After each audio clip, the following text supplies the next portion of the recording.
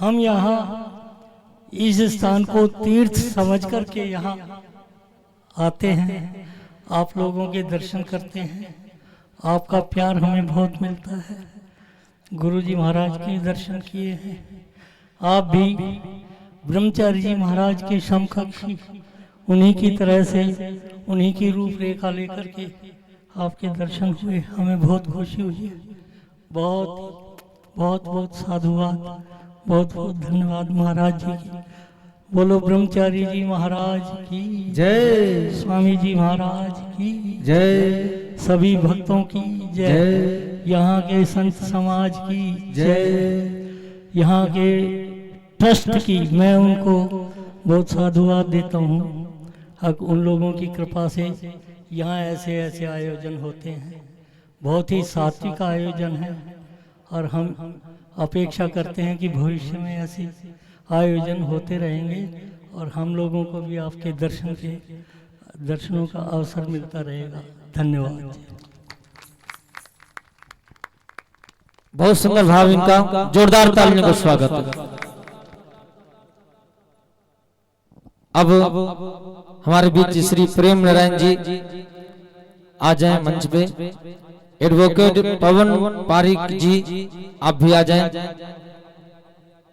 अशोक मिश्रा जी,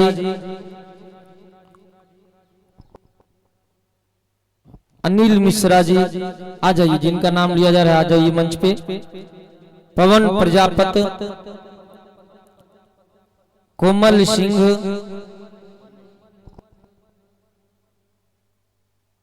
धर्मवीर सिंह, नंदाराम प्रजापति आते रहे सभी कोई। और कैलाश जी मिश्रा आप भी आवे, महाराज जी से आशीर्वाद प्राप्त करें। हिमांशु सिंगल आप भी आ जाएं।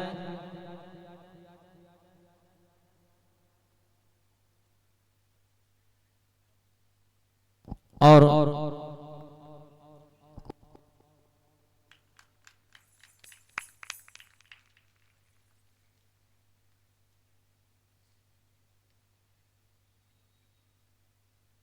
आते रहें सभी को बारी बारी से और महाराज जी से आशीर्वाद प्राप्त करते रहें।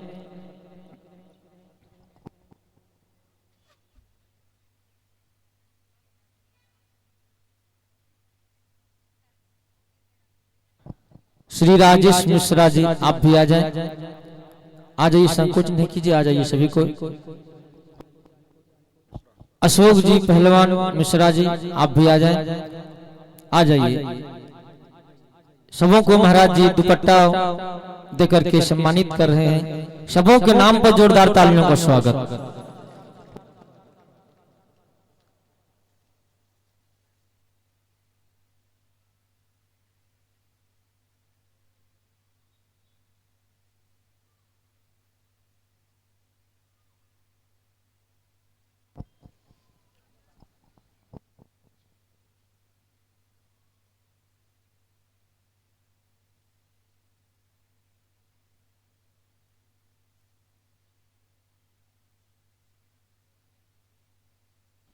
दादरी शहजाम आप आ जाए, माता जी आ जाइए, मंच पे आ जाइए।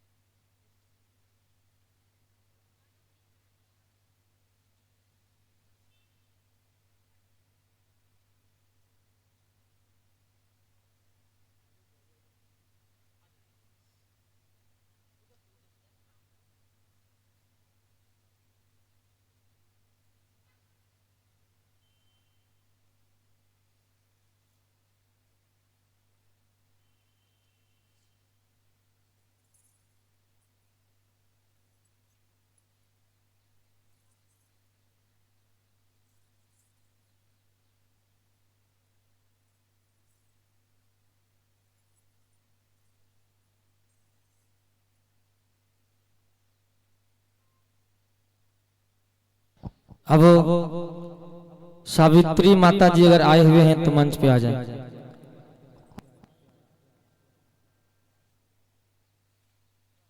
सावित्री माता जी आए हुए हैं, मंच पे आ जाइए। आकर के महाराज जी से आशीर्वाद प्राप्त करेंगे।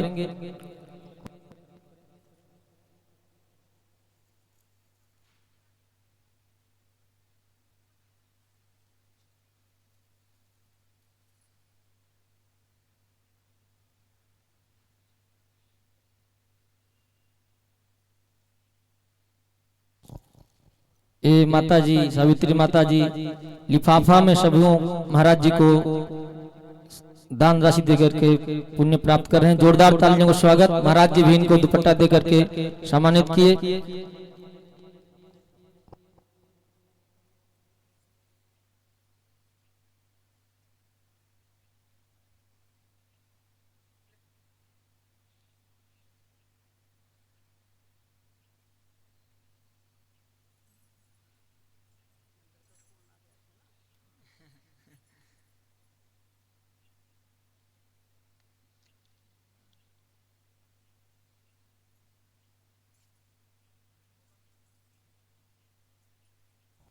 अब जो जहां है सभी को शांति बना करके बैठे। जय श्री सीताराम।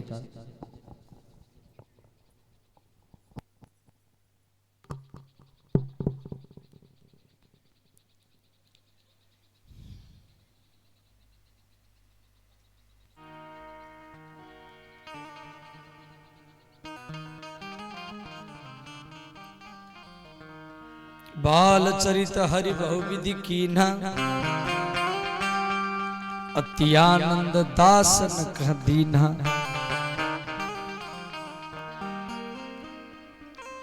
एक बार रावण एक राक्षस को भेजा जिसका नाम है सर्पकेश।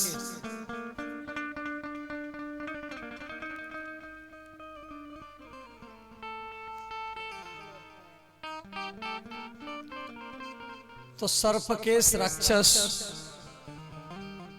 जिस प्रकार कृष्ण को मारने के लिए कंस पुतनागासुर, शकटासुर, तृणावर्त, परमासुर बड़े बड़े राक्षसों को भेजता था, ऐसे रावण भी बहुत राक्षसों को भेजा है। तुलसीदास जी संक्षेप में लिख दिए, परंतु और रामायण में उसको विस्तार में दिया गया है। तो ये राक्षस का नाम था सर्पकेश। सर्पकेश समझ जाते हैं? केश माने बाल। उसी राक्षस के सिर पर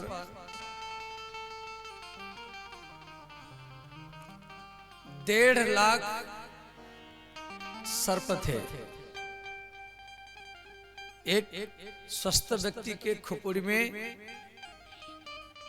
1,40,000 से लेकर के 1,50,000 तक बाल होते हैं।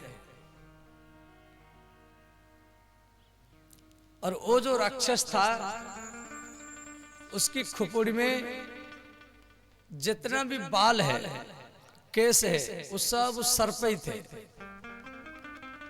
इसलिए उसका नाम था सर्पकेश। और वो भी कई कई किलोमीटर लंबा सर्प। और वो लंका से चला राम को मारने के लिए अयोध्या में पहुंचा। एक पहाड़ के ऊपर उस शिखर में छुप करके बैठा है। उसका अंदर में सोच था, यदि राम खेलते खेलते यहां आएंगे तो हम यहीं पर मरेंगे। इधर भगवान शिव कैलाश में है और मां पार्वती शिव जी को बोलिए, नाथ आप इतना चिंतित क्यों हैं? भगवान शिव बोले, हे देवी, मेरे परमाराध्य अयोध्यानाथ भगवान राम छोटे छोटे बच्चों के साथ बाल्य लीला कर रहे हैं, गेंद खेल रहे हैं, फुटबॉल खेल रहे हैं, परंतु रावण एक राक्षस भेजा है। वो पहाड़ के ऊपर छुप करके बैठा है, वो मारने के लिए आया है। तो मां पार्वती बोली, नाथ मैं राम लाला को बचाने के लिए जाऊंगी, क्योंकि मैं जगत माता हूं, मेरा कर्तव्य है उनको बचाना। तो शिव जी बोले हम भी जाएंगे। तो शिव और पार्वती दोनों कैलाश से भील और भिलिन माने सबर और सबरिनी के रूप बना करके अयोध्या में आए। तो भील और भिलिन इनके पास एक बाजा होता है, वो बाजा को कांख में दबा करके ऐसे नख में बजाना पड़ता है, उसको बोलते हैं भपंगी। तो भगवान शिव जब भपंगी बजाते हैं तो माँ पार्वती नाचती है। जब पार्वती भिलिन के रूप में भपंगी बजाती हैं तो भगवान शिव भी नाचते हैं। तो शिव जी के नृत्य को तांडव नृत्य कहा जाता है और पार्वती के नृत्य को लास्य कहा गया, लास्य। तो अयोध्या के से बच्चे गेंद खेल रहे हैं, छोटे छोटे बच्चे से। अब राम जी क्या किए, वो गेंद को फुटबॉल को लक्ष्मण को पकड़ा दिया और चारों तरफ से घेर करके बच्चे बैठ गए। माता पार्वती भपंगी बजा रहे हैं, शिव जी नाच रहे हैं। शिव जी भील के रूप में नाच रहे हैं। अयोध्या के बच्चे सब खुश हो रहे, करताल लगा रहे हैं। बाद में भगवान शिव क्या किए, अपनी कपड़ा को ऐसे खोल करके बिछा दिए। बोले बच्चे, हम लोग इस प्रकार से जीविका चलाते हैं। हम आपको नृत्य दिखाया है, आप अपने अपने घर से चावल हो, आटा हो, आलू हो, रुपया हो, सब लेकर के आओ। तो सब अयोध्या के बच्चे कोई आलू, कोई चावल, कोई रुपया, कोई सब्जी ला करके दिए। और राम जी सोच रहे मैं क्या दूं, मैं भी नृत्य देखा हूं। राम जी छोटे हैं, 3-4 साल के हैं। तो राम जी क्या किए, अपने अंगूठा को मुख में दबाते हुए वो भील के गोदी में जाके बैठ गए। भगवान शिव भील के रूप में आए हैं। भगवान शिव राम लाला को गोदी में लेकर के परमानंद में डूब गए। मन में सोचे, मेरे नृत्य को देख करके मेरे परमाराध्य मेरे गोदी में आकर के बैठ गए, यही सबसे बड़ा भक्ति है। अब रामलाला बोले, बाबा मुझे नृत्य सिखाओ। अब शिव जी तांडव नृत्य करते हैं। तो भगवान शिव रामलाला को उसी जंगल में तांडव नृत्य सिखा रहे हैं।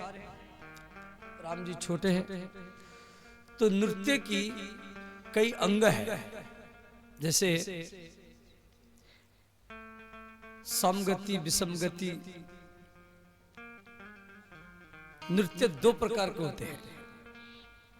एक होता है शब्द आश्रय, जो भजन को गायन किया जा रहा है, वो भजन के अर्थ को अपनी नृत्य कला में दिखाना। दूसरा है लय आश्रय। लय माने जैसे तबला बजता है तो तबला के ताल में अपने पैर को चलाना, उसको बोलते हैं शब्द। ये लय आश्रय। जैसे संगीत में लय है 3 ताल, 3 ताल ये 16 मात्रा का होता है। अब 16 मात्रा का माने मंद लय, द्रुत लय। चलाइए।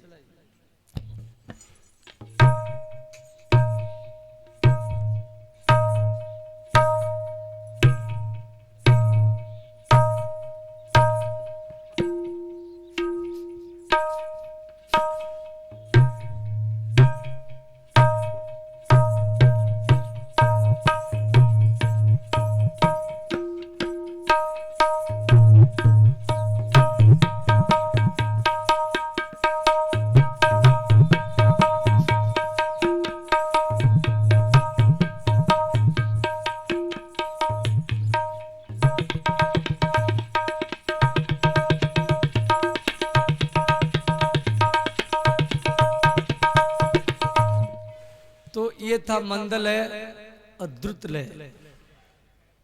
अब इस लय को हम जैसे 14 मात्रा, ये 16 मात्रा था, धा दिन दिंदा, धा दिन दिंदा, धा दिन दिंदा, धा दिन दिंदा, इसका आवाज था।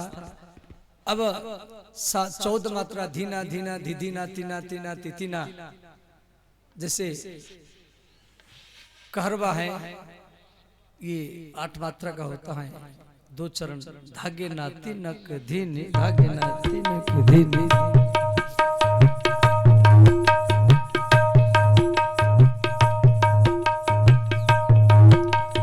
और 6 मात्रा का है, धा धीना, धा तीना, धा धीना।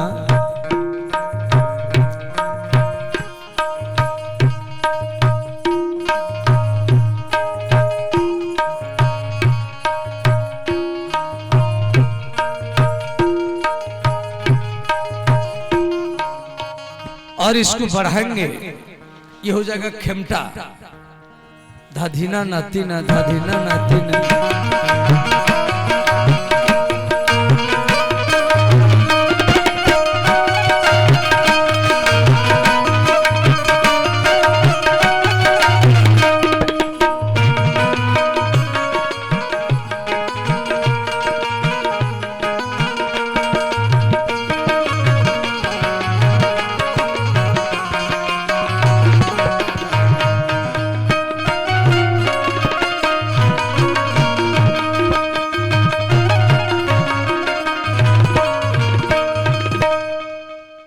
भगवान महादेव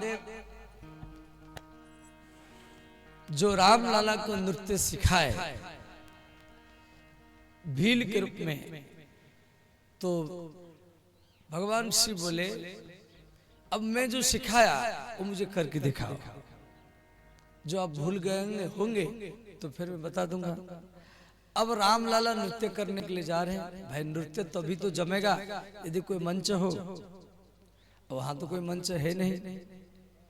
तो लक्ष्मण के पास में जो गेंद था, बड़ा गेंद, तो लक्ष्मण जी क्या कि वो गेंद को एक ठोकर मारे, तो पहाड़ के ऊपर सर्पकेश राक्षस बैठा था, जिसकी सिर पर 1.5 लाख सर्प है, उसकी खोपड़ी में जाके लगा वो गेंद, तो 1.5 लाख सर्प उसको फुफुकार करने लगे।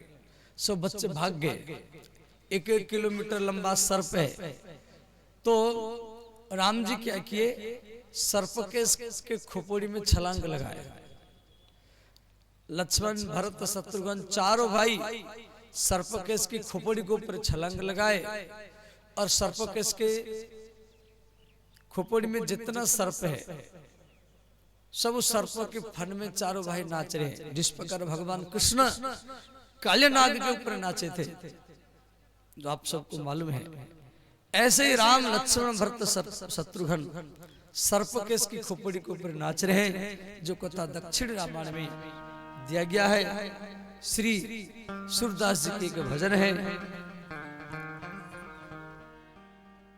तांडव गति मुंडन पर नृत्यत बनमाली, तांडव गति मुंडन पर नृत्यत बनमाली, तांडव गति मुंडन पर नृत्यत बनमाली, तांडव गति मुंडन पर नृत्यत बनमाली।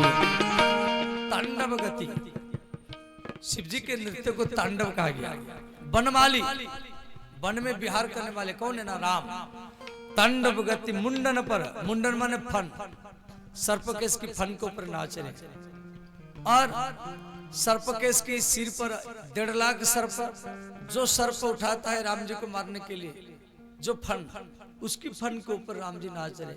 पम पम पम पब पटकत फम फम फम फनन ऊपर, पम पम पम पब पटकत फम फम फम फनन ऊपर, पम पम पम पब पटकत फम फम फम फनन ऊपर, पम पम पम पब पटकत फम फम फम फनन ऊपर। बिम बिम बिम बिनती करत नागवधुआली, बिम बिम बिम बिनती करत नागवधुआली, तांडव गति मुंडन पर नृत्यत बनमाली, तांडव गति मुंडन पर नृत्यत बनमाली। हर हर महादेव सब गाइए।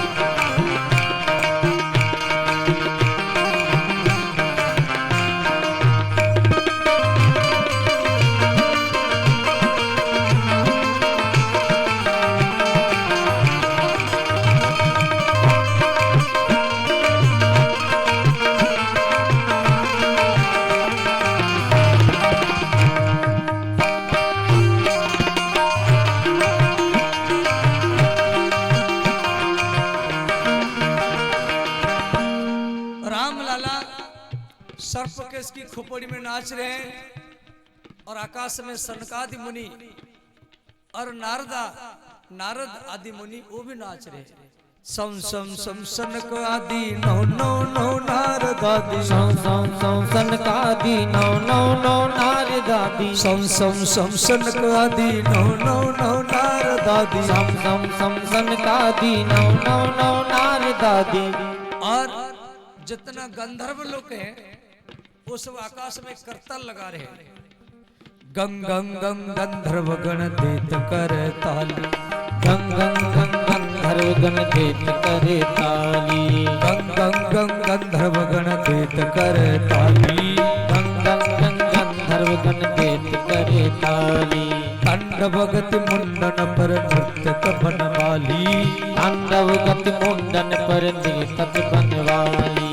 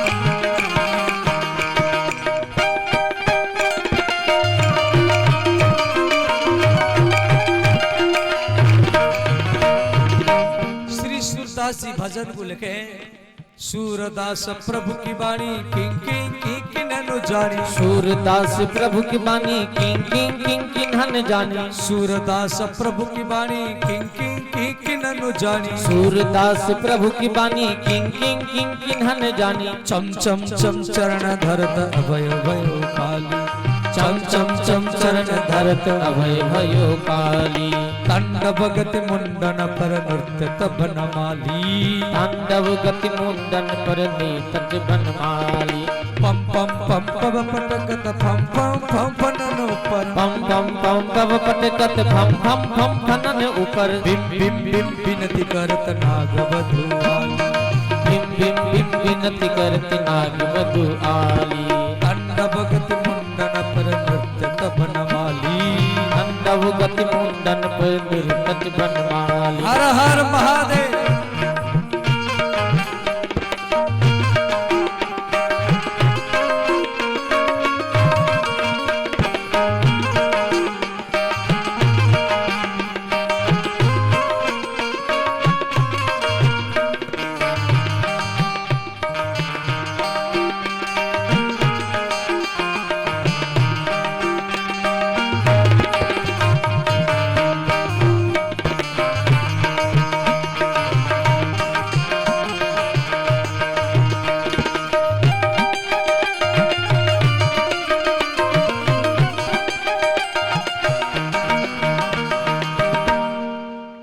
इस प्रकार राम लक्ष्मण भरत शत्रुघ्न सर्पकेश के फन के ऊपर नाच रहे हैं। तो राम के चरण से घायल होकर की जो सब सर्प जमीन पर गिरे तो भगवान महादेव उन सर्पों को अपनी जटा पे धारण किए और भरत के चरण से घायल होकर के जो सर्प सब जमीन पर गिरे, तो शिव जी वो सर्पों को अपनी गला पे धारण किए, गला पे। और लक्ष्मण के चरण से घायल होकर के जो सर्प नीचे गिरे, उनको अपनी भुजा पे धारण किए, हाथ में। और शत्रुघ्न के चरण से घायल होकर के जो सर्प गिरे, उनको अपनी कमर में धारण किए। तो शिव जी के शरीर में जो सर्प है, उच्चिन्न भेद में 4 प्रकार के हैं। इस प्रकार बाल चरित्र हरि बहुविधि की ना, भगवान राम के बहुत बाल लीला है। सब खिन्न भिन्न करके चर्चा करेंगे तो हमें ही रुक जाएंगे। तो ध्यान देना, हमको कथा को राम जी के विवाह तक लेना है। इधर गाधी तनय, गाधी तनय माने गाधी ऋषि की बेटा, कौन? विश्वामित्र। गाधी तनय मन चिंता व्यापी, हरि बिनु मरई न निशिचर पापी। श्री विश्वामित्र मुनि गायत्री मंत्र के सृष्टा महर्षि विश्वामित्र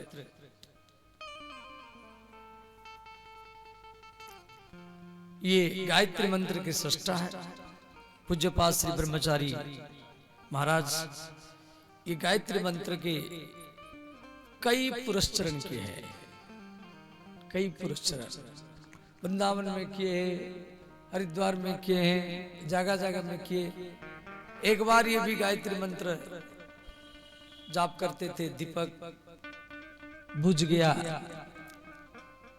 दीपक की तेल घी समाप्त हो गया, परंतु गायत्री माता की प्रभाव बिना तेल के बिना घी के वो दीपक जलता रहा महाराज जी के सामने।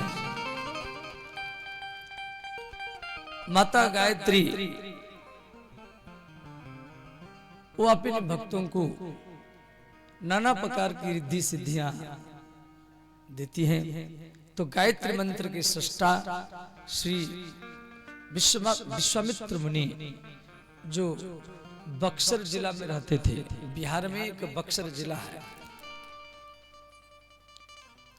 और वहीं पर विश्वामित्र मुनि रहते थे। वहां गंगा नदी है, परंतु ये जो भी यज्ञ करते थे, इनका यज्ञ कभी सफल नहीं होता था। और ये अयोध्या में आए, महाराज दशरथ इनका स्वागत किए। विश्वामित्र मुनि बोले, मैं राम लक्ष्मण को लेने के लिए आया। तो श्री दशरथ महाराज बोले, गुरुजी मेरे राम लक्ष्मण छोटे हैं, मैं स्वयं जाकर के आपके यज्ञ का सुरक्षा करूंगा। श्री विश्वामित्र मुनि बोले, नहीं नहीं, मुझे राम लक्ष्मण चाहिए। दशरथ महाराज दुखी हो गए। उस समय वशिष्ठ जी के पास में गए, तो वशिष्ठ मुनि विश्वामित्र ये दशरथ को समझाए, बोले राजन आप चिंता मत करो। तब वशिष्ठ बहुविधि समझावा, बहुविधि बहुत प्रकार से वशिष्ठ जी विश्वामित्र को समझाए और बोले,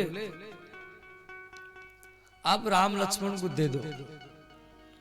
यदि आप 2 पुत्र को देंगे, यदि 2 पुत्र को देंगे, ये 4 बना करके, मैंने इनका शादी करवा करके आपको वापस दे देंगे। और यदि चारों पुत्र को देंगे, चारों पुत्रों को, ये 8 बना करके आपको वापस करेंगे। तब वशिष्ठ बहुविधि समझावा, बहुत प्रकार के समझाए। ज्यादा दशरथ खुश हो गए। दशरथ जी सोचे मेरे पुत्रों का ये साझ करवा दे। तो श्री वशिष्ठ जी की बात को मान करके दशरथ जी अपने पुत्र राम लक्ष्मण को ला करके श्री विश्वामित्र मुनि के चरण में समर्पण किए और बोले, पुत्र, आज के बाद में आपके माता पिता विश्वामित्र मुनि है। और समझाए, बोले पुत्र, गुरु का सेवा करना, गुरु के सोने के बाद में सोना, गुरु के जागने से पहले जागना और भिक्षा करना। क्यों जंगल में आपको कोई भोजन नहीं मिलेगा, आदिवासी कोल भील के घर में जाके भिक्षा करना पड़ेगा। इस प्रकार एक ब्रह्मचारी का क्या कर्तव्य है, गुरुकुल में रहने की क्या तरीका है, ये सब समझाए। भगवान को समर्पण करना, प्रसाद को पाना, श्री यहाँ पे भी श्री ब्रह्मचारी महाराज जी के पावन स्मृति ग्रंथ में रहने का, जीवन जीने की कला के बारे में महाराज जी लिखे हैं। जैसे किस प्रकार रहना, सप्ताह में एक दिन भूखा रहना या मीठा नहीं खाना, ये शास्त्र के लिए अति हितकारी है। ब्रह्मचर्य में रहना और भोजन के बाद में तुरंत जल नहीं पीना, भोजनांत विषम बारी, भोजन के बाद में तुरंत जल पीने से भोजन जहर बन जाता है। भोजन से आधा घंटा 1 घंटा पहले पीना या भोजन के बाद में 1 घंटा या आधा घंटे के बाद में पीना। और भूख लगने के बाद में खाना, ये नहीं हर घंटों में खा रहे हैं। जब भूख लगेगा तभी खाना, भूख लगने के बाद जो खाएंगे ना वो अच्छा लगेगा। ये भारत का संस्कृति है, दूसरे को खिला करके बाद में खाना, वही भारत का संस्कृति। और हर घंटों में खाना, ये विकृति है। तो भोजन खाने का तरीका बिगड़ जाएगा। बाजार के खान पान या ज्यादा मिठाई, ये सब चटके मटके खाने से, फिर या ज्यादा भूखा रहने से फिर इंसुलिन बनना बंद हो जाता है, फिर व्यक्ति को शुगर होता है। रात में जल्दी सोना, ब्रह्म मुहूर्त में जागना, उसके बाद में जो भी आसन ध्यान प्राणायाम या प्रभात फेरी कीर्तन हवन आदि नित्य कर्म करना, नित्य धार्मिक ग्रंथ का पाठ करना, और कोई भिखारी आया है उसको भिक्षा देना, और हर स्थिति में मुस्कुराते रहना, प्रसन्नता रहना, किसी भी परिस्थिति में उदास नहीं होना, प्रसन्नता रहना। महाराज जी तो यहाँ बहुत बात लिखे हैं। तो श्री विश्वामित्र मुनि, ये श्री वशिष्ठ मुनि और दशरथ जी राम लक्ष्मण को कह रहे हैं, पुत्र गुरु जी के साथ जा रहे हैं। गुरु जी के जागने से पहले जागना, सोने के बाद में सोना।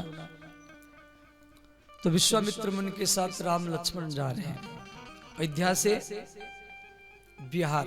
बिहार में बक्सर जिला है। तो जाते समय में एक ताड़का नाम की राक्षसी आई। तो श्री राम जी एक ही बाण में, एक ही बाण प्राण हरि लीना, दीन जानते ही निज पद दीना। तड़का जब आई खाने के लिए राम जी एक ही बाण में तड़का का राम नाम सत्य कर दिए।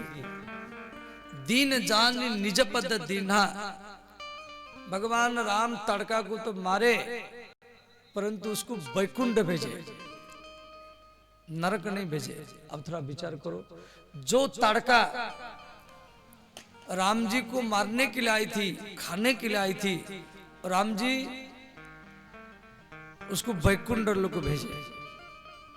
तुलसीदास जी लिखे दीन जानी ते ही निज पद माने वैकुंठ लोक, उसको वैकुंठ भेज दिए। अब थोड़ा विचार करो, यदि मारने वाली को भगवान राम वैकुंठ लोक को भेज रहे हैं और आप लोग राम कथा सुन रहे हैं, तो आपको वैकुंठ लोक क्यों नहीं मिलेगा? निश्चित मिलेगा। कम से कम तड़का से तो अच्छा है ना। तो बक्सर में पहुंचे। बक्सर में गंगा नदी है, जो गए होंगे देखे होंगे। तो विश्वामित्र के 10,000 शिष्य है। यज्ञ शुरू हुआ। ओम इंद्राय स्वाहा इदम इंद्राय नमः। ओम वरुणाय स्वाहा इदम वरुणाय नमः। ओम सूर्याय स्वाहा इदम सूर्याय नमः। ओम प्राणाय स्वाहा अपानाय स्वाहा व्यानाय स्वाहा समानाय स्वाहा उदानाय स्वाहा समानाय स्वाहा। इस प्रकार आहुति चल रहा है। और उस समय ताड़का की 2 पुत्र मारीच और सुबाहु आ गए। वो यज्ञ मंडप में मलमूत्र हड्डी वगैरह डालने के लिए आकाश मार्ग में आए। तो राम जी क्या किए,